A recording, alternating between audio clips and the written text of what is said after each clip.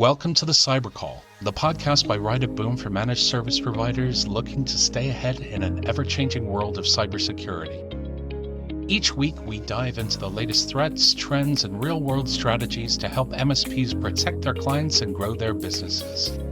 Let's build a safer, stronger community together. All right, welcome everybody. Happy Monday to you all. And it is February 23rd, 2026. Gosh, I can't believe we are cruising through the year already. Before we know it, Q1 will be over. Let's not rush things. But one of the sessions that I really wanted to debrief as people, join us, give it some time here, is incident response simplified. It was, a standing room only type workshop at Ride at Boom.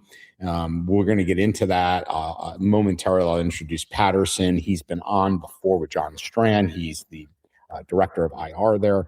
But we've got some things to talk about today, Chris. Sometimes we do, sometimes we don't. But let's do some screen sharing and first talk about why Kelvin Pagalar isn't here with us today, and that is this morning. I'm not sure exact time, but it appears ConnectWise Screen Connect is under some type of duress.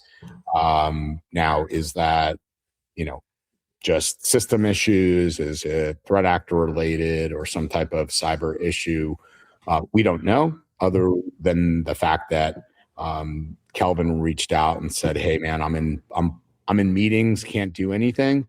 I also felt it was timely in that, this is where I don't want to say panic, but this is where issues of decision making start to become a very important thing. Chris, you've talked about this many times during an incident about who should be making decisions, right? Who should be in charge? Is it really the person that's at the top of the company, or should it be somebody else?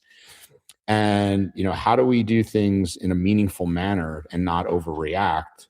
What are your thoughts on that, Chris? Just from a comms perspective and how MSPs should be thinking of this, and should North American MSPs be on alert, right?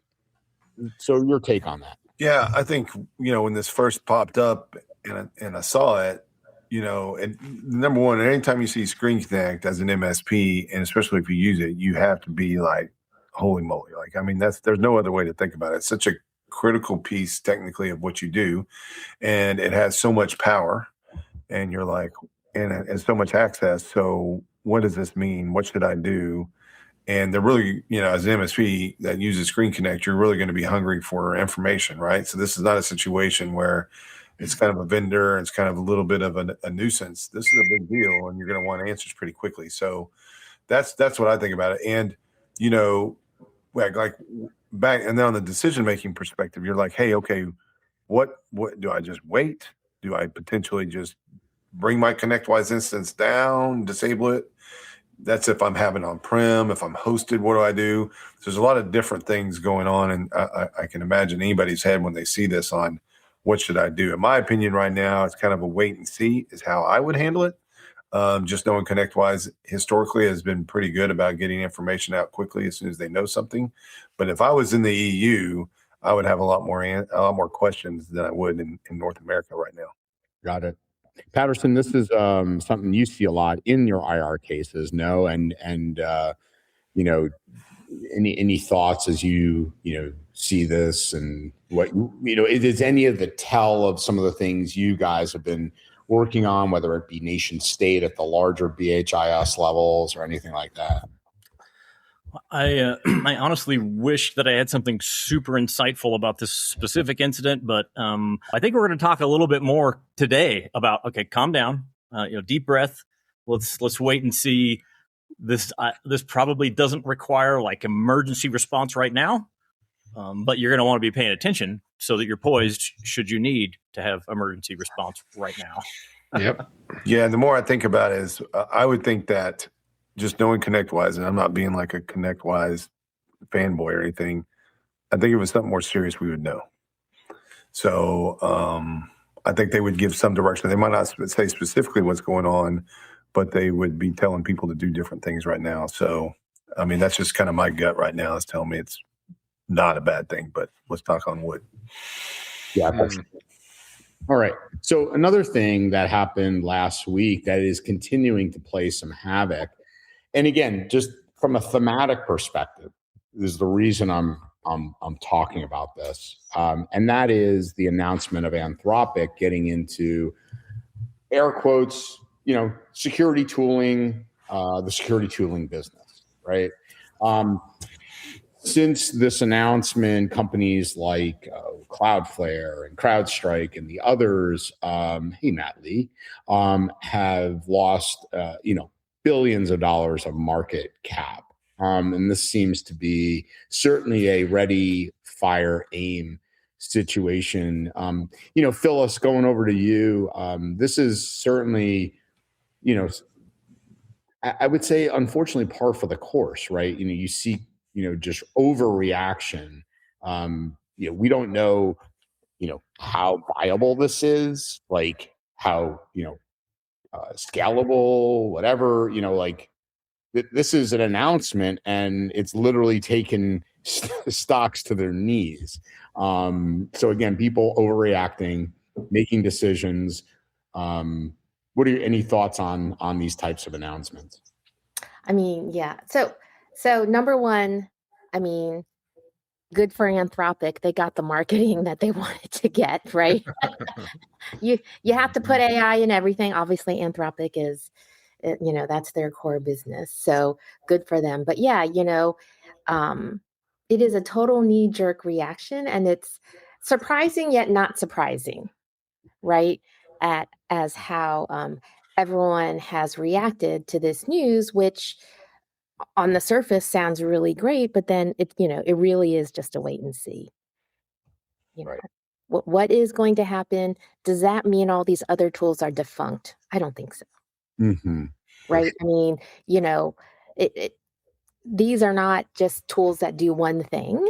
These tools do multiple things, and they gather data from all sorts of different data points. And so the tooling will still do its purpose, serve its purpose. And maybe it enhances the tooling to be more accurate.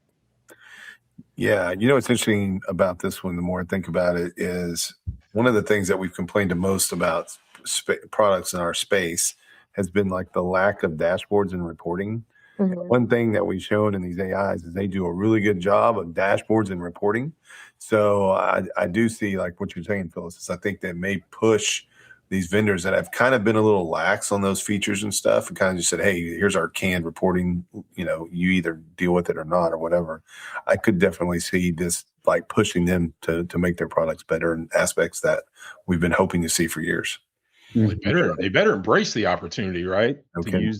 To use these large language models to help generate dashboards that people really want to have. Why fight that? You know what I mean? That's the worst thing you can do. But Andrew, to your point, we saw a reflection of this when the announcements were made last week about Claude Code and that sort of thing, and all the SaaS products took a massive hit for nothing more than an announcement. I mean, it just shows that everybody's running on really high emotion as it relates to AI in general and what the impact it's going to have, almost regardless of the discipline. I mean, if somebody just says, hey, a new thing came out that does really important stuff for this, that market takes a hit, right? For whatever the reason. Well, yeah. And for those old enough like myself to remember the .com era, it is very reminiscent, right? You had anything at utter.com that was seen as disruptive, right? Had massive ripples one way or another for the stock market. Obviously, the thesis was correct, right? The internet was going to be highly disruptive in the world of e-commerce and how we did business. It was just a little ahead of its time, and we had to go through a decade of pain and building out infrastructure and all the things to get right to that point. And it's so that they say history doesn't rhyme, but I'm sorry, history doesn't repeat itself, but it rhymes. And I think there's a lot of rhyming in that and what's happening now. Last bit of news I will share that I'm, proud to announce I'm doing, that Brian Blakely and I have come up with a certified cybersecurity leadership strategist course in conjunction with the University of South Florida. It's a 3-day workshop that is being launched next month in conjunction at the Cyber Bay event. The thesis here is cybersecurity programs and in general, things that we as MSPs need funding, struggle to get funding because we are speaking a completely different language than the business, right? Business leaders talk revenue. Business leaders talk about contractual obligations. Business leaders want to know what greases the skids of sales in the organization. And we talk a completely different language. We hear things, which is the death knell, right, Bob, when we hear you've given me a lot to think about. And translation, I didn't hear an effing word you just said. Yeah, I have no idea what you're talking about. Yeah.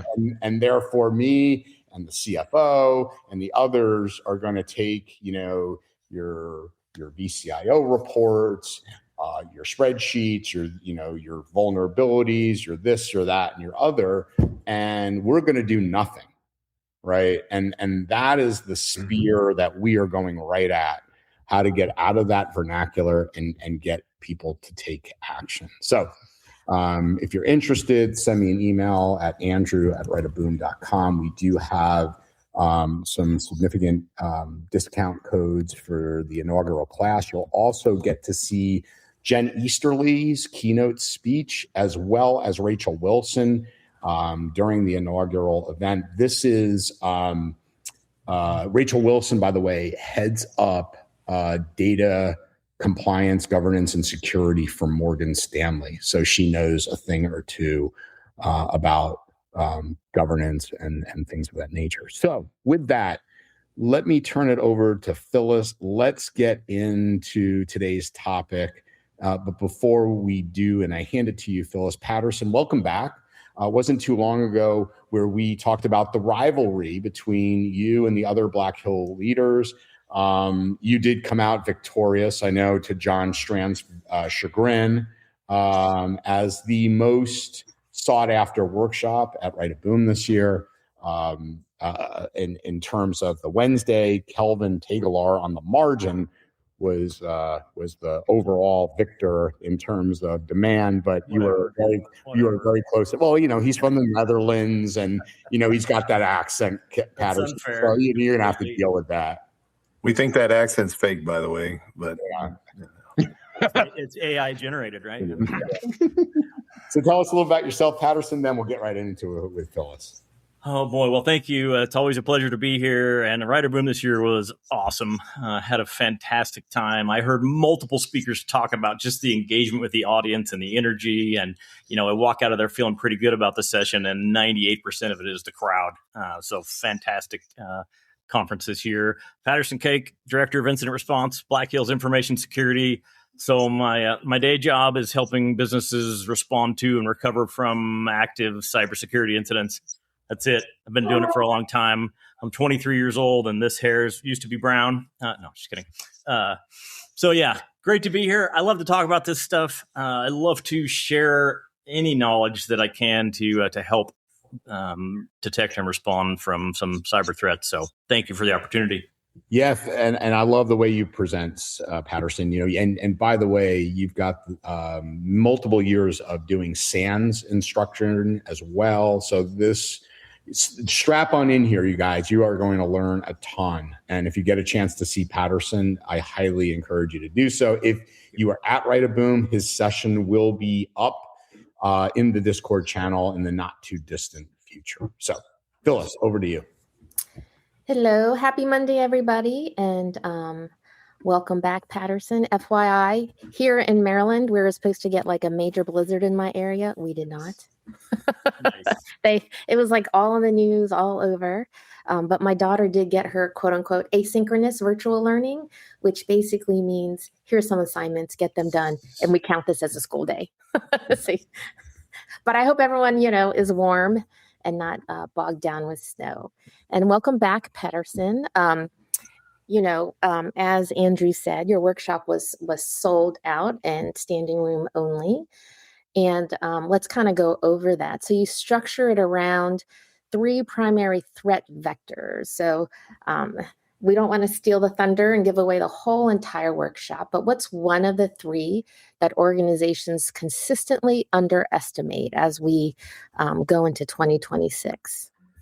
Great question. Right now, like today and into the future, of course, in cyber, we're always trying to figure out what's coming, right? And sometimes that's easier than others. Right now, I am absolutely confident that moving into today, tomorrow, and the months, years ahead, that we need to focus on identity as attack vector, and not least of which because it's the human component. It's where we as individuals interact with technology, and I don't think that's going away anytime soon.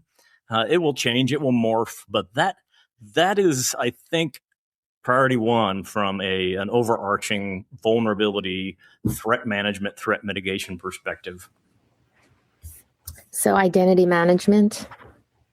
Yeah, it's what does it take to differentiate Phyllis Lee from Patterson Cake, from Bob Miller, from Andrew Morgan, Chris Lear? What determines who you are and then allows you or denies you access to business critical resources and function? That thing right there. What is the differentiator? What keeps me out and lets you in? And there are multiple facets to that, obviously, but that's kind of what I'm thinking about is how do we bolster that? How do we secure that? How do we train our users? How do we implement technical controls to do our very best to protect Phyllis Lee's corporate persona? Yeah, Patterson, I mean, you just in essence outlined the concept of zero trust. In essence, I mean, obviously it's conceptual, but architected the right way, that is really what we're after, is it not? Yeah, I think sort of to Phyllis's introductory question, the point of there are multiple threat vectors, right? And we've paid a huge amount of attention over the years to, well, you should patch your stuff. Amen, right? I mean, 100%. I think we've done pretty well at that. We've improved dramatically over the years. And as we move into this, there is no more perimeter, and we're accessing services in so many different ways, in so many different places, from our mobile and our laptop and the hotel, and you get it. Just rethinking the architecture of how are you going to protect Andrew Morgan as an individual, as an identity, and yeah, spot on. So Phyllis, before I hand it to you, just interesting. Last week, Palo Alto came out with their global incident response report. Really well done. And by the way, Phyllis, I don't know if you saw my email over to Philip Langlois to get him on for 2026, but can't wait for that.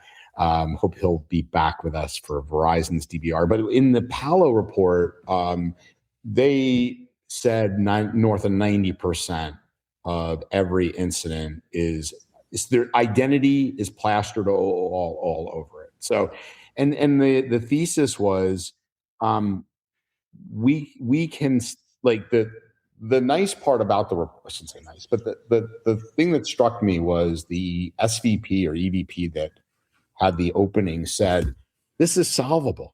Like, we are literally, again, and Phyllis, you've said this, it's the basics. We continue to, not do the basics. And I come back to what I was saying about that course, because we can't speak business language, and we're not getting the funding we need because business leaders aren't understanding what it means to them. So anyway, back to you, Phyllis. Can I just interject really quickly? I need to say this. Sorry. Yeah. So I love the idea of the course you mentioned just a few minutes ago, because I'm here to tell you, probably the coolest part about incident response is that after conversation, that lessons learned, dust settles. And I'm telling you what, they are so excited to turn on MFA, All right. They're so excited to implement conditional access, to do whatever it takes to make sure this never happens again. You don't have to wait till right of freaking boom, right? Yeah. Figure out how to communicate the business value, the exposure to those things before something really bad happens. So I'm super excited about that concept of teaching us to relay the business value of identity protection. All right, sorry. Yeah, no. Off the soapbox. We lost Phyllis there. I'm not sure if it was an ex-NSA Blizzard. issue there, and The blizzard could have been anything. We knew it was someone was gonna take her out eventually, man. It's Bound to happen. but a national asset. So I'll keep an eye out for her. I'll just kind of maybe loop in the next question, Patterson. But the workshop was called Incident Response Simplified, and you opened with complexity is the enemy of security.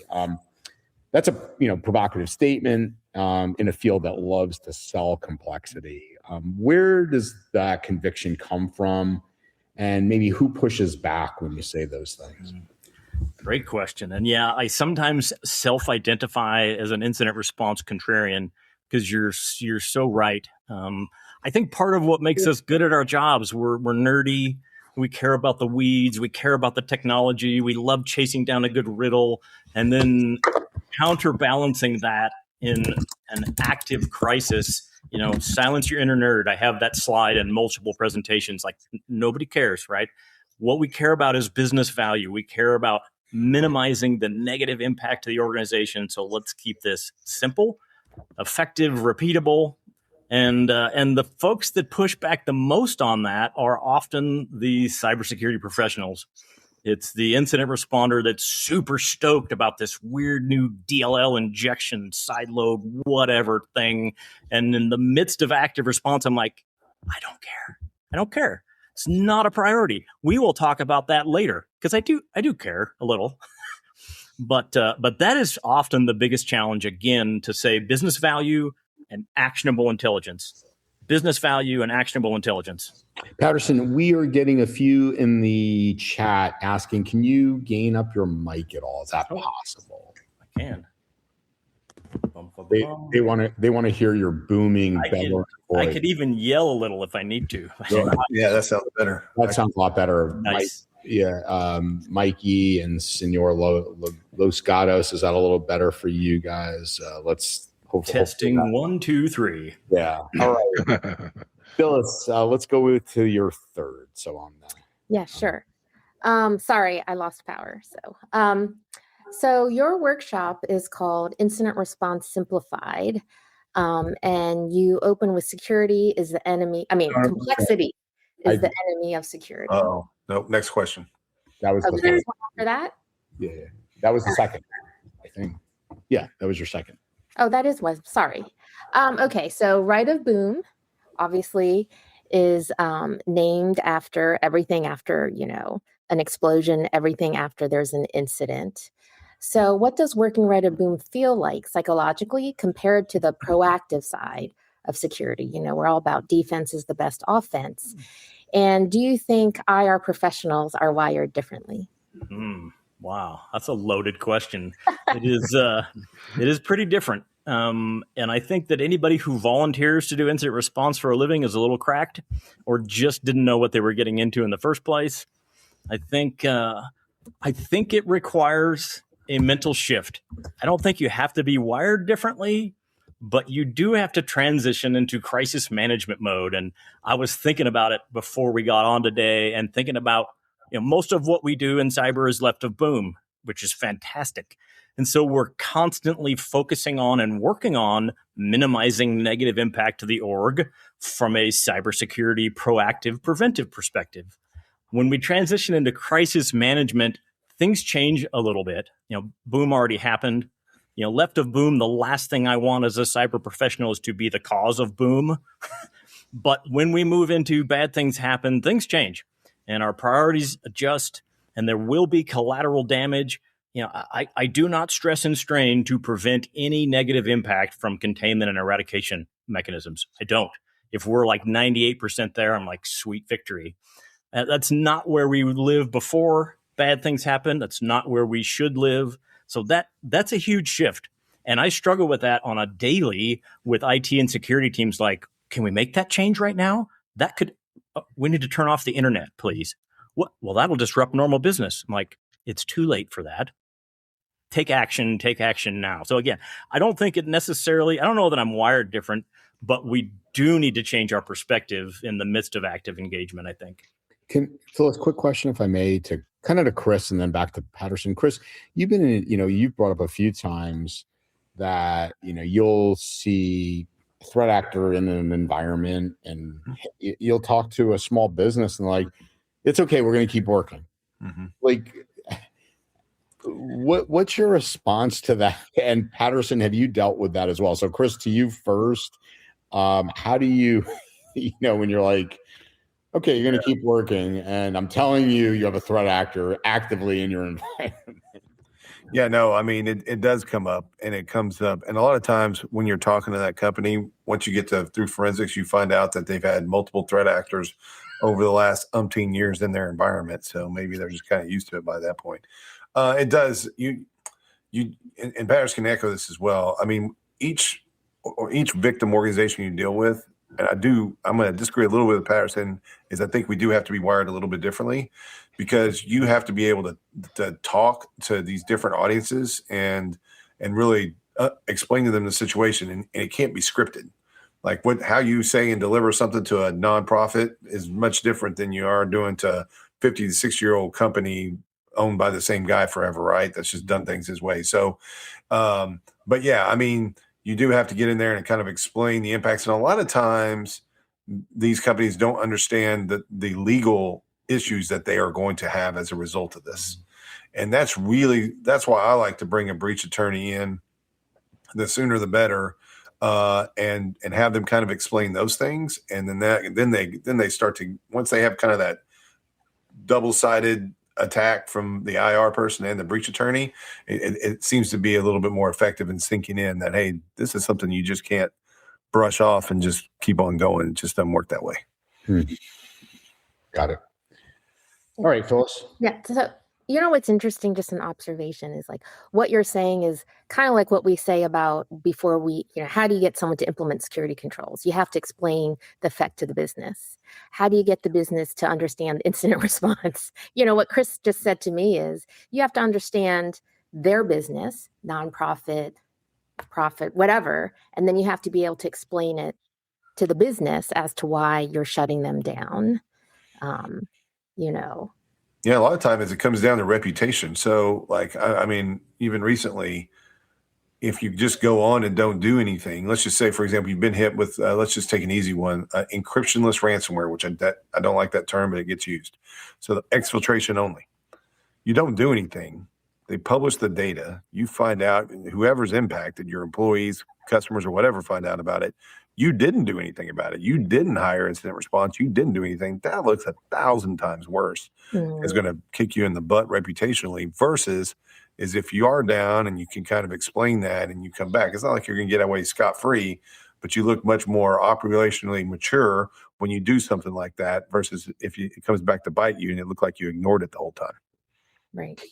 Yeah, for sure. I like Eric Monroe's comment that the solution of getting rid of the threat actor was buying a new laptop. He's not wrong. Yeah.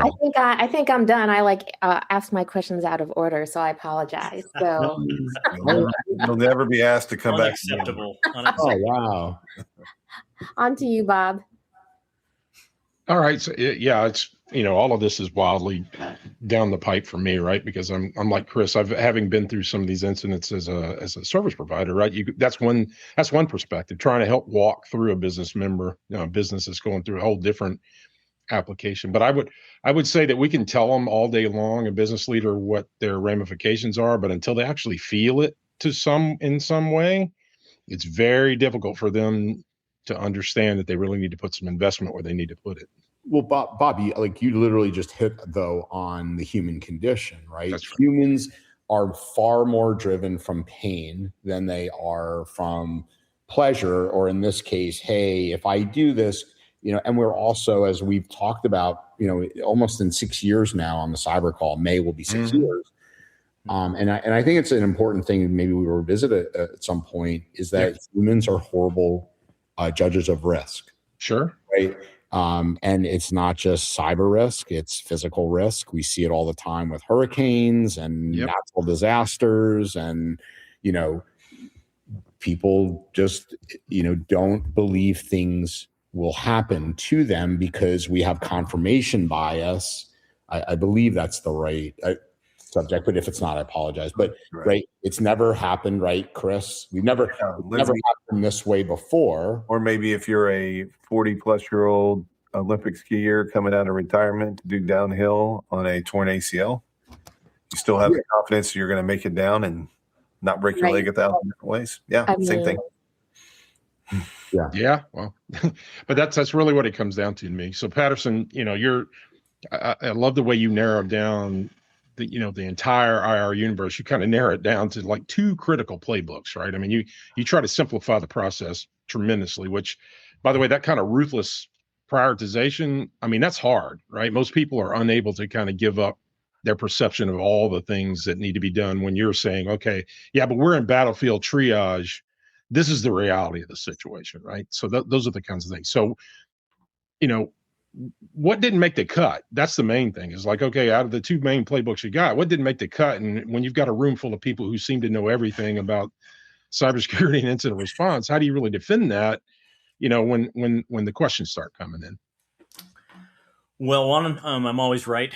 And 2, I'm really expensive. So you better do what I say. I do have, I'm being facetious on the one hand. On the other, when you come to me, you've probably already tried multiple things. You've probably already tried to deal with this from an IT perspective and a cyber perspective, and legitimately, kind of to Chris's earlier point about different mindset, yes or no. I have a pretty unique role. I come in as a consultant. I come as an incident response crisis management consultant, and people tend to listen to me because the building is burning down around their ears. And for me, my absolute requirement for that engagement is we are going to regularly define and focus on priority one. And we're going to, the whole idea of triage, which you mentioned, I love that concept, because the whole idea is we're in crisis. We have limited resource. Where are we going to apply the resource for maximum benefit? And so constantly circling around that priority one. And that should change, right? That should shift as we progress through the conversation. Priority 1 for me right out of the gate is we can evict the threat actor from the battlefield right now through disconnection of the internet 99% of the time. And if you plan ahead for that, we can actually do that and minimize negative impact to the business. How many business critical websites do you use in your environment? I don't know the answer, but it's not 1,000. It's closer to 10 to 20. So if we plan ahead and we say, what are our 5, our 10 most critical internet-based functions, prepare to disconnect, disrupt command and control for the threat actor, and still potentially allow the most business critical internet functions, then we kind of thread the needle, right, of stopping the threat actor at the perimeter, so to speak, while at the same time minimizing negative business impact. And then through the remainder of the conversation regularly, IR is a lot about like project management, really, of, okay, timeout. What have we accomplished? What are we doing right now? What is our highest priority? Iterate. Yeah. Easy. So you're saying, so as us as providers, if we actually had a business assessment of our client and we understood kind of their critical systems and we kind of documented that out and it was included in an incident response sort of a plan, it would simplify the process a great deal. Is that what we're saying? Can I just say that this is from vast experience, that when the building is burning down and you get to the containment eradication phase, and then the next question is, okay, how do we get back to business as usual? One of my least favorite conversations is you stand in a room of executives, IT folk, and you say, what is our most important system? Yeah. And sometime, 24, 36 hours later, they've come to a decision, and it is unequivocally it's payroll. Yeah. Surprise. Yes, 100%. Imagine if we knew exactly what the most important things are. For Yeah. infrastructure, tier 0, don't forget Active Directory, for crying out loud. Don't forget Intra. Don't forget those business critical foundational pieces. And then to your point, what's next? What is most important to us? Yeah, I've seen it so many times where the building's burning down and the fireman's standing there and they ask their bartender what they should do. It's like, well, wait a minute. Wait a minute, that's not exactly the point. So you mentioned that identity and endpoint are the two most critical IT assets. Now, I know this, but for everyone else, it's important for them to understand it. So let's walk us through the argument, because a lot of people would say, oh, you know what, it's the infrastructure, or it's the data, or it's the cloud infrastructure, it's all of those things. Why do those two rise to the top for everybody's education? Great question. Identity and endpoint. So part of my mantra, as you've gathered, is simplification. It's occasionally oversimplification on purpose. I'm rarely 100% right, and I honestly don't try. I try to get as close to 100% as quickly as possible. And so endpoint and identity, let's talk about those things. Endpoint is kind of amorphous. To me, it's got an OS, it's attached to the network, it has data, system, services, period. And so literally that could be a router, right? That could be your phone, that could be your laptop, that could be your workstation. It is, from my perspective, primarily where we, the critical human element of a business, interact with technology. That's the piece. That's the part that really matters to me. And we, sadly, we're the threat vector right now. The identity piece, the human component, we are the inroad. We are the easy inroad many, many times. To Andrew's earlier point, like 90% of the time, probably a little more than 90% of the time. And so those two pieces they're constants. The identity, what defines Bob Miller versus Andrew Morgan. And then once you're defined as Bob Miller, how do you interact with systems, data, services? That's the endpoint. And again, a little oversimplified, but core functions. Well, I mean, when we just got through talking about that 90% of this is credential compromise. Well, what does that mean? That means they're going to get assuming identity, and then they're going to start taking ownership of endpoints. So, I mean, I think it makes sense when you really look at, again, battlefield triage, right? What are going to be the things most critical? It's that identity management. It's going to be those endpoint detection response where you can shut that down. So I'm 100% in agreement with you. Now that segues nicely into, okay, well, what happens when you're running like in a M365, which is a completely different ball game, has kind of changed the way the attack surface works a great deal. And now we have all these hybrid environments, right? So there's conditional access, there's OAuth tokens, there's service principals, so it's spread across multiple sort of ecosystems at the same time. So when you're responding to an M365 type related incident, what do you look for? Where do you go first? Where's the first place that you go and look? Great question. I've decided to stop doing M365 investigations. That's easy. Enter ID sign-in logs. Boom, right away. Because what do I see there? I see identity and I see endpoint from an initial access and authentication perspective. Yeah, so enter ID sign-in logs right away. And that's a gold mine. That's possibly the most volatile forensic information in an M365 tenant. Depending on your license levels and UAL and all that. But I go there right away because it's expedient. And again, because it can be short-lived, depending on, heaven forbid, you got a business standard license, you should talk to your service provider and address that, because 7 days retention is stupid. But there you go. Definitely first stop.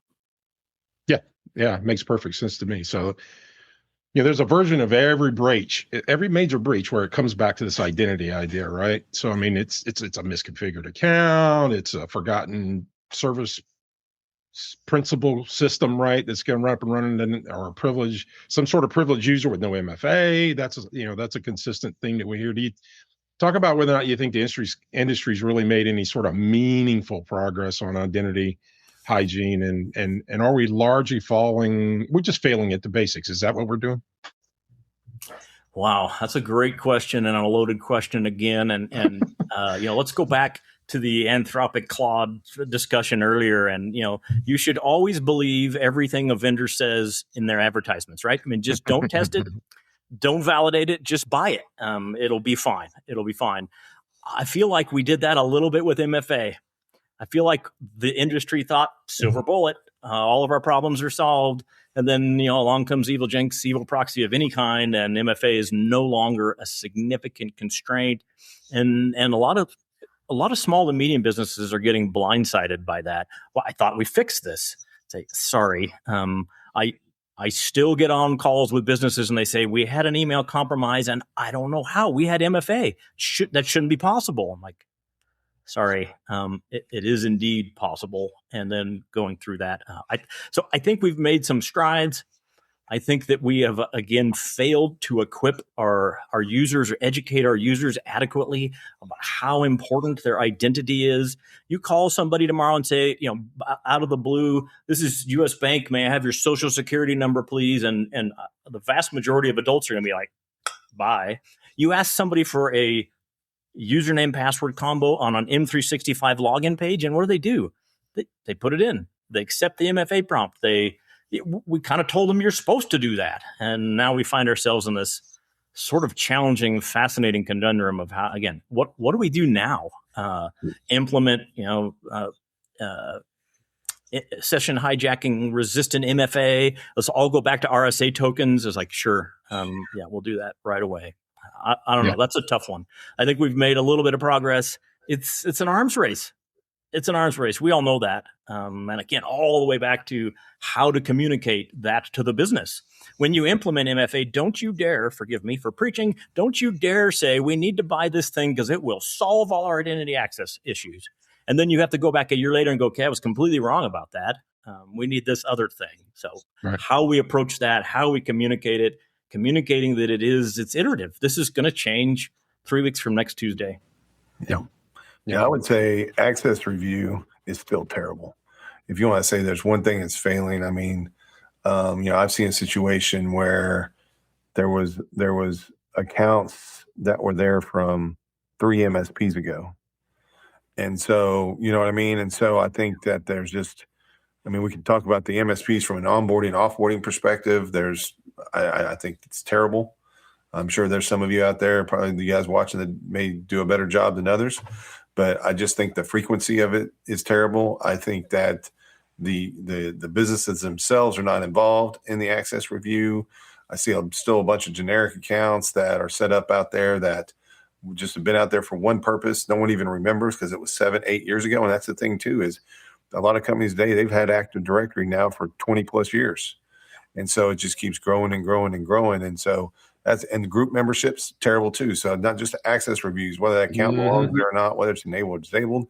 I'm still seeing regular user accounts and domain admins. I'm just seeing all sorts of just goofy stuff. And then you talk to these people about access review, it's like they've never heard of it. And I'm just talking AD. We're not talking about SaaS apps and everything else that should be going on. So I think that's a huge, just a huge gap. Talk about a fantastic ROI. If you can take, and this happens all the time, if you can take a look at AD and run a stupid PowerShell script that says, show me all accounts that haven't logged in 180 days. And in many instances, we can legit reduce your identity attack surface by 30, 40, sometimes 50% by just disabling those accounts. And we could do that with almost no impact in an hour. Yeah. Patterson, to you, so Dave in chat mentioned about 3 compromise or 4 compromise MFA compromises. I wonder, this goes to security awareness training. So let me just quick tangent and I'll riff back to you. So whether it's things like ClickFix being very successful because we've never told people in security awareness training, it's always look at this, don't do this. ClickFix has come at it from a completely 180 degrees, which is do this and then do this. And I think one of the reasons it's being effective. But, the other point with what Dave is saying, where people are, getting phished and the, no detection maybe on a phishing site is, threat actors are being more and more creative. They're spinning up, as we know, I'll spin up an account in QuickBooks and I can send things through QuickBooks and it's got a QuickBooks domain or some other legitimate URL.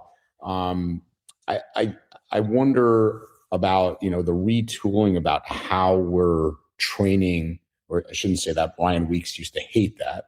We train dogs. We educate. What does he say? We educate our users. But what are your thoughts on that, Patterson? Because as you said, it's an arms race. But if security awareness training is to be effective, I think it's got to be almost real time with what the threats are, how they're evolving around, like an evil Jinx or some type of thing like that. A ClickBooks. What are your thoughts? Here I go being a little contrarian, so apologies in advance. I'm not sure we're ever going to fix the 5 minutes of stupid, and 5 seconds of stupid, I guess, would be more appropriate. And I'm criticizing me. I clicked a freaking phishing link not long ago. I was late on a business tax filing, and I got this email message from the state of Tennessee. Looked pretty legit, and I had an immediate emotional response. I went, "Oh crap!" I was actually late, and I'm scared to death of the IRS. Anyone? So I clicked the thing, and I'm really concerned that we're ever going to overcome that human component. I don't know that I want to. I don't know that I want to walk around 100% cynical all day, every day. I think we should try. I think we should try to educate the end user base, and then I think we should have 297 technical controls that help prevent me from my own stupidity. And I'm picking on me. Continue to educate them, continue to train them, continue to teach them. I don't want to lose my humanity. I don't want you to lose your humanity. So I need multiple safeguards. We want to stop the message coming in. We want to stop the click going out. We want to stop the impersonation of the M365 authentication page. And you should stare hard at that, because most of the evil proxy links have very common components that should not be originating from any URL other than Microsoft Online, etc. So I think I lean towards taking on as much responsibility as we can from a cybersecurity perspective. And again, I'm an incident responder. So, do you think so? Then, lastly, and I think we're over to Bobby. If you have one more, if not, over to Chris. But does the browser have to get better? I mean, I know there's enterprise browsers, and there's ones that are excellent at it out there, and there are solutions. Is browser security, the browser, going to have to get better? I think, and I'm waiting, and maybe there's somebody on this call today who can take this and run with it and then just give me credit when you become a multi-bazillionaire. So the browser piece, there are two things that we see as common evil. ASNs, right? The autonomous system numbers. The vast majority of evil on the planet originates from a handful of ASNs. And so why don't we block those actively? That's hard to do through the firewall. So that's one thing. The second thing through the browser is legit. When you go to an intra-ID authentication point, it's login.microsoftonline.com/common/login. So the proxy, the evil proxy, mostly mimic that, and they just replace Microsoft Online with something else, anything else. That's a tremendous opportunity, again, at the browser level, secure proxy level, to say, that doesn't look right. Login.boattrader.net/common/login, kill it. Secure proxy, browser improvements, I think those are going to become our due diligence. I see not very many businesses really embracing the secure proxy piece, like actually taking responsibility, especially to the endpoint, the mobile endpoint. And again, to your point, being really, really diligent about filtering some of those commonalities and huge strides in the right direction. Yeah. I got one comment, and I'm going to reel it to Chris. But Dr. Deming, I don't know if anybody knows Dr. Deming, right? But he was a statistician. But he said 94% of the flaws come from the system, and only 6% come from the people. Now, what does that tell us? That means, and this is to Phyllis's and Chris's and Patterson's point, we haven't honestly addressed 94% of the things that we could address, like RBOC, like expiring MFA tokens in less than a damn week. Those kinds of, seriously, right? So if we were to just take care of a lot of that low-hanging fruit and simple things like you're talking about, Patterson, then we could make the system be way more resilient so that the users don't have to be. So I'm 100% in agreement with it. Well, Chris, over to you. So. Bob and I were talking last week, and one of the things I was listening to another podcast, and what they were saying, kind of. You were just listening to this. What's that now? No. I was gonna shamelessly plug Bob and mine's quick bits, but I didn't. So anyway, That's right. We haven't talked about it. No, we haven't talked about it. But anyway, one thing that people is MFA enrollments. And one thing they brought up, especially in these SaaS platforms, is companies are now realizing you need to turn off MFA enrollment. Like you enroll MFA, don't allow additional enrollments, because that's what the bad guys are just adding on their own MFA to your existing thing. And so it's working. So that's another thing that we really haven't thought about is, hey, you need to enroll in MFA, but now the door's closed. You are now enrolled, and we're not going to allow any additional enrollments. Chris, by the way, what are your thoughts? We met literally the top honcho at Microsoft Edge enterprise browser at Right of Boom. I think he would be cool to have on the cyber call to talk about where things are headed. His name's Anarush. So I'm going to be talking to him tomorrow. What do you think about having him on as a guest? And yeah, he would be fantastic, because I think he can give some perspectives of what they see. I've always liked to hear especially what they're doing in the enterprise and how we can do those types of things in the SMB space, which I just think it just takes too long for those things to it literally is a trickle down instead of it needs to be a flow down. So no, he would be great. And it would definitely be a different type of guest on here. I think we get a lot of value out of. Sure. Should be plenty of questions coming from that little session. yeah, sure. All right, Chris, over to you, bud. Yeah, so now we're going to jump in, change it up a little bit, and go into forensics. Forensics artifacts are fun. They are not as simple as a lot of people think they are, and they're not just about logs.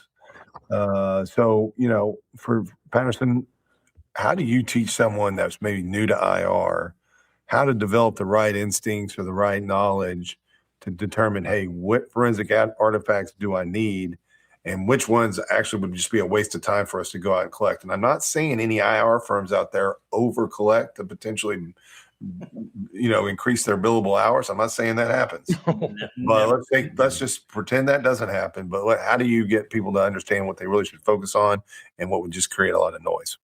Oh, that's a great question. Yeah, we can have loads of really awesome arguments with digital forensics folk about, their favorite artifact and what's most important. And my perspective is I take the approach in the course and professionally of defining an attack surface.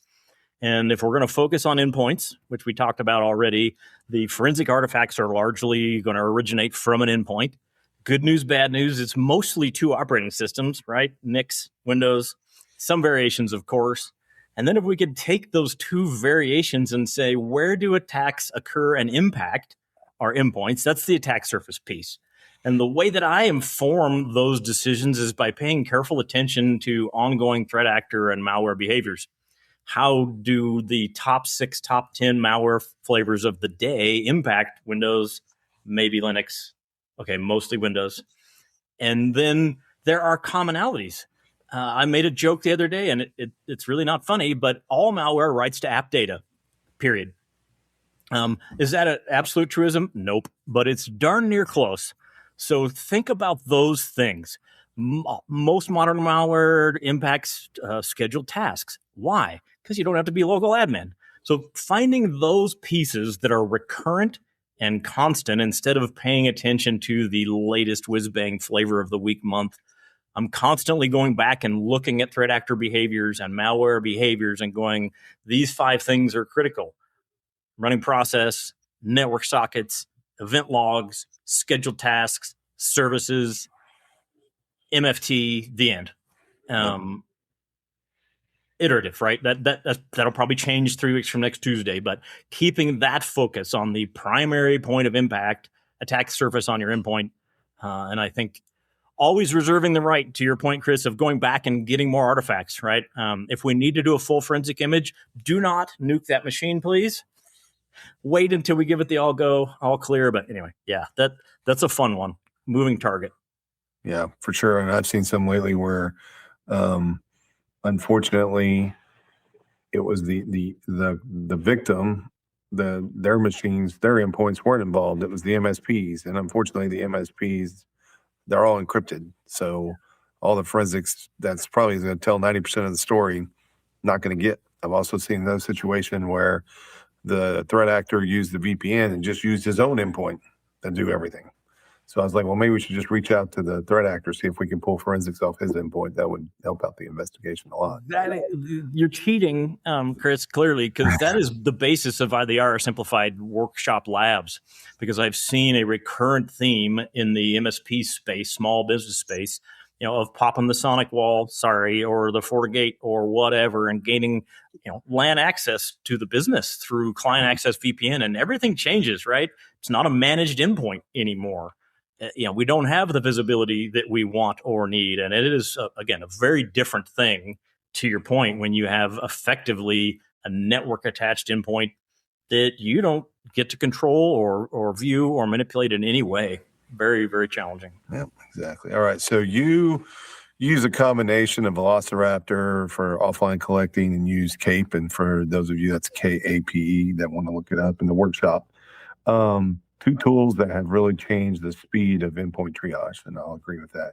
Can you talk about the philosophy behind the balance behind rapid processing versus deep forensics, and when do you make that kind of decision to dig deeper? Excellent question. Yeah, I love those tools. I think that the Velociraptor folks probably don't really like me all that much because I butcher the way they design their tool. I use Velociraptor specifically for offline artifact acquisition and automatic upload to secure cloud storage, the end.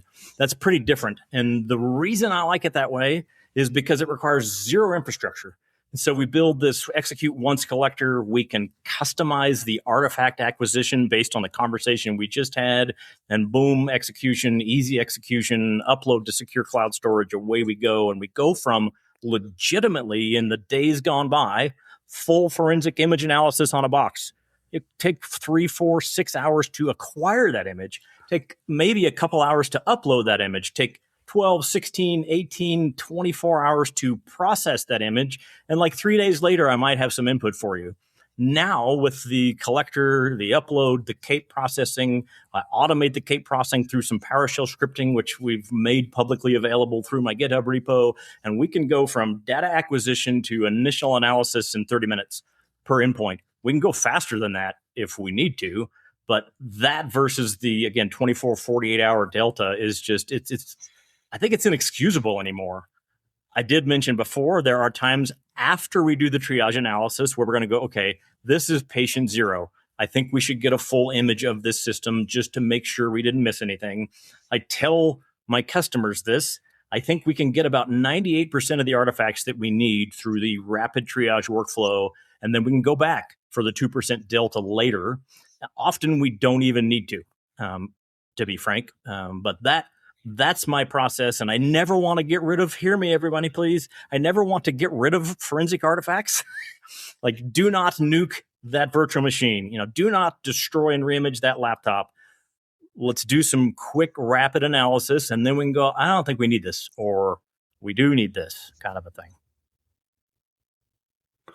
Yeah. So go ahead, Andrew. Yeah, Patterson is just because maybe some people that weren't fortunate to get to write a boom or in your, you've got, for example, in March, the needle in the haystack and endpoint investigation cheat sheet at 10 a.m. Eastern. Is that where, if people didn't see you, could possibly pick up some more stuff on that? Yeah, awesome. Thank you for pointing that out. Yeah, we're doing a SOC summit, and I'm doing I've been challenged to consolidate what we're talking about today in 20 minutes. And so, finding a needle in a stack of needles is my attempt to answer Chris's earlier question about, you're doing endpoint investigations, where do you look? And prioritized analysis. And then the following week, I'm doing an 8-hour workshop on IR Simplified, a slightly different set of content and a little bit longer than the Write a Boom session. But yeah, pay attention to Black Hills InfoSec and Anti-Siphon, and a lot of this info we just give away because, heck, we want to win, right? Yeah, definitely go to Black Hills' site. They're much of their content is considered pay what you can, and again, it's. I don't get it. I love John Strand. When you guys are SANS-based, trainers that you normally charge $9-10 grand for a 5-day course, doing it, asking people to at most come out of pocket $500. But again, it's really on the honor system, right? What can you afford? But there's both URLs. So Chris, back to you with 1 minute left. Yeah, we got 1 minute left. I'm going to jump. Hey, so if someone walks out of your session 3.5 hours, they still have some brain capacity left after that, and they haven't, they've recovered from rocking 60 miles in Vegas or wherever it is. When they wake up Monday morning, what's the one thing that you would tell them that they should implement that would help them respond to incidents? If I had to choose one thing, I would say develop a granular tactical workflow for resetting identity and access. I think, you can always unplug the internet. That's not very graceful, but that's not complicated, right? I mean, necessarily. Having a plan to rotate all credentials, and I mean all credentials, and to revoke all authenticated sessions, think that through now. Come up with a strategy for that, whether it's Intra or AD or all of the above, all of your identity platforms. Make a plan for that. And you will be better equipped if that day comes. And worst case scenario, if you had to have a plan, you've tested it, you've implemented it, you can pull it off, and you rotate everybody's credential, and you didn't really need to. Huge win. Huge win. Huge opportunity. Oh, that's great. For sure. Great recommendation, Patterson. Thanks so much for joining us, Patterson, and kind of doing a redo of the workshop. For those of you joining out there, really appreciate you being with us every Monday. Bob, thanks for coming in late in the day with Kelvin dealing. I hope it all is well with the Screen Connect issue. And Chris, as always, thanks for joining. Also, Phyllis, great seeing you. We'll see you all next Monday, and all have a great week ahead. Take care.